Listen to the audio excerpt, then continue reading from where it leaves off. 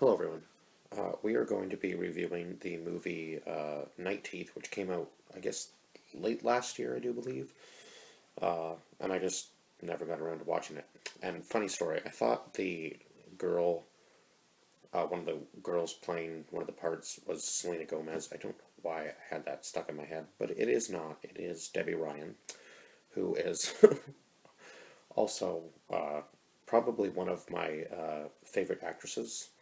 If you've ever seen the stuff, this, let me. Oh my God, man! Some days I just feel like I can't talk properly.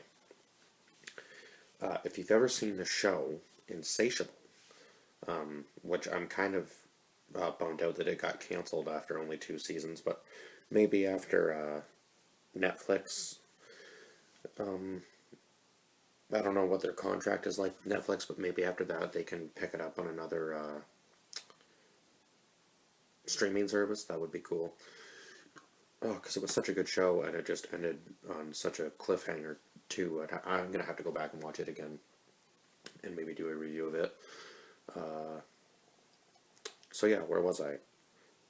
So basically, this is about vampires living with humans, and I guess they've been doing it for centuries, and it's in LA, so it was kind of a different take on the whole vampire story, I guess. But it was an interesting take, actually. So basically, I guess they kind of live with one another and they have a set of rules and they don't cross over into each other's territories until one of them, a vampire named Victor, decides that he's going to cross over and I guess break their truce, or yeah, their truce, that's what they called it. Uh, so, Benny, and so I guess Benny is living with his grandmother, and his grandmother's name is Abula, I believe, or Abuela. Is it, was it Abula or Abuela? I think Abuela is how you pronounce it correctly. I hope I'm not butchering that. I really don't, because I did just watch the movie not long ago, but I was trying to collect my thoughts, and I was watching a UFC fight in between, figuring out exactly what I was going to say about this film. But so his Abuela, I believe is how you pronounce it. So at the beginning of the movie, Victor takes his older brother's wife or girlfriend away from him, and his brother's name is Jay. So we're just going to go through the cast list. So Jorge Lendborg Jr., I believe was how you pronounce his last name anyway. It could be, yeah, I guess that would be right. Debbie Ryan played B- Blair. Oh God, man, I can't talk.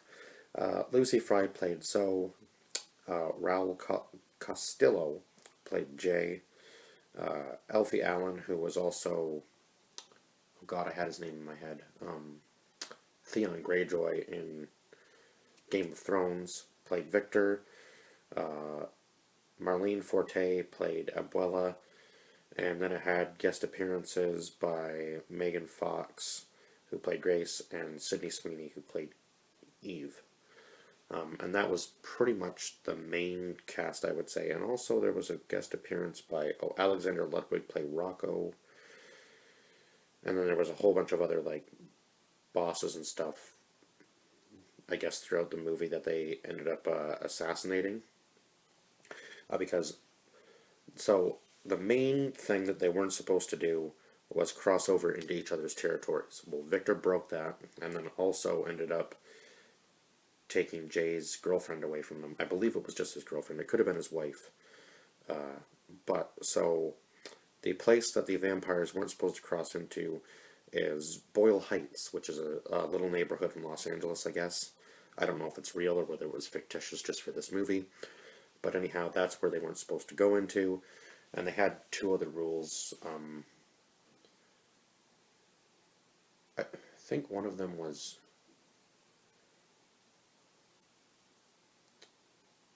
oh, I guess one of them was not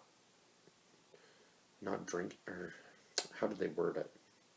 I can't remember. But that was the main rule that they really focused on in this film was don't cross over into Boyle Heights, which obviously Victor did, and then I guess he was kind of kicked out of the group, but then he has these two, I guess, girls underneath him, and one of them is with him, and the other one, we actually find out a little later on in the film, was turned by the other one in the, I guess, 1970s.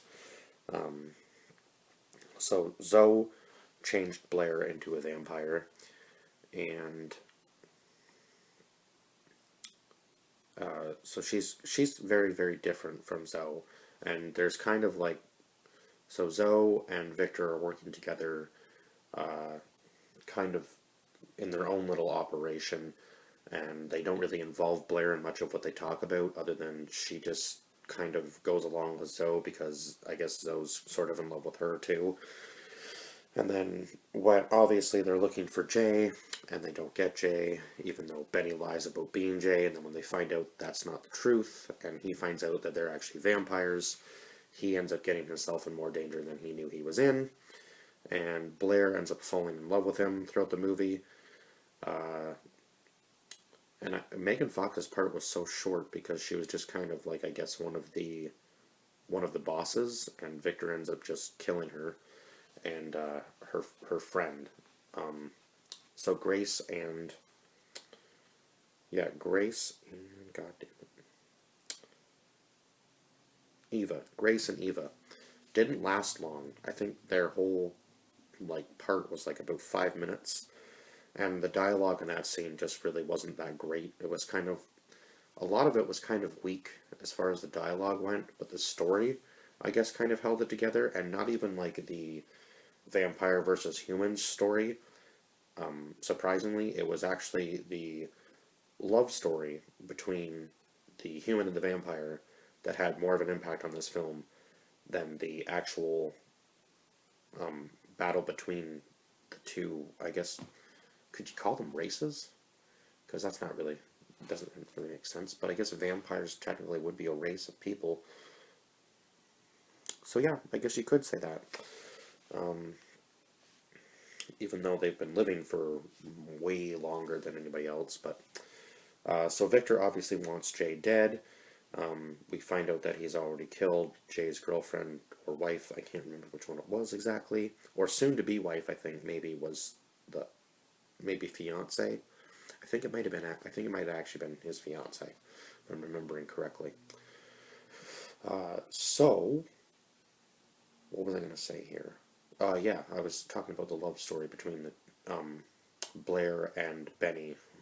It was honestly the most interesting part of the story. I wasn't even really sure if they were actually going to end up getting together, but this movie took a huge turn at the end, and yeah, the ending was just absolutely probably the most explosive part of the movie, and I'm not going to tell you exactly what happens, but at the end of it, at least we know that Blair and Benny end up together, so that's good.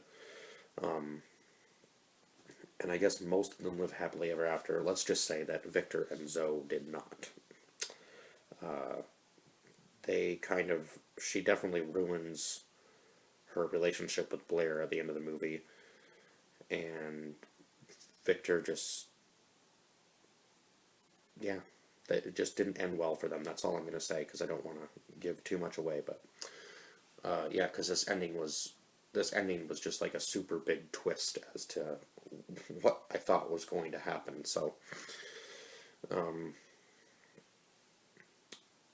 yeah, I think that's pretty much all I can say. There wasn't too much action in this movie, which I kind of thought there was going to be based on it, but it was basically just him driving them around and collecting, I guess, killing all the bosses and then collecting money from them, and obviously trying to bring down the, I guess, truce between the people and the vampires, because Victor's greedy and he just wanted to own all of the, I guess, different neighborhoods in LA.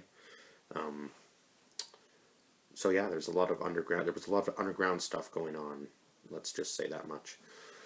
So I did give this film a 6 out of 10, just because a lot of the lines I didn't think were delivered well, and a lot of the humor, it seemed like it was trying a bit too hard to just uses sexual innuendos for no reason. And if you watch the movie, I'm sure you'll see what I mean. Like, it just seemed kind of forced, some of the dialogue. But the story held together well, at least the love story part. But the battle between the vampires and humans I found was actually the weaker part, even though it was supposed to be the focal point of the film. So that's why I gave it a 6. I was just expecting more from this movie as far as like action and I guess a battle between humans and vampires went, but it didn't actually end up turning out that way. It actually was more of a, I guess, love story in a sense, like a kind of like a romantic comedy, which was not what I was expecting, or at least that's the way I interpreted it. I don't know. You'd have to go watch the film for yourself and I guess kind of form your own opinion of it. But anyhow, yeah, 6 out of 10. I don't know if I would ever go back. Well, I shouldn't say that. I would probably go back and watch this film again just for the, yeah, and I don't say this very often, but just for the love story aspect of it, because it was kind of, that part of the film didn't feel forced. It kind of felt natural, and I thought that Debbie Ryan and Jorge had really good chemistry on just working. It just looked like they had really good chemistry together, and their acting together on screen just seemed kind of more natural than when they were in a room with everybody else. So yeah, I would yeah, put them in another film together, and heck, I think they could probably do some really really good work together. So yeah, I would actually like to see just the two of them in a movie together, maybe like an action film or something, kind of along those lines, or maybe like a like another horror type thing, because I know in Insatiable it's kind of got horror elements in it, so that would be interesting, I think. But I shouldn't really say horror elements, but kind of like thriller elements, I guess would be more the right word. Anyhow, that's all I can say about this film without giving too much away, because I really don't want to. Sometimes I go way too into depth, but with this one, it's still kind of new, and I don't want to spoil the ending, so I'm not going to. And yeah, I'm gonna see you guys in the next one. I lost my train of thought there, because I'm getting kind of tired. But we are trudging through this, I guess, Friday movie marathon for me. So yeah, see you guys in the next one. Bye bye for now.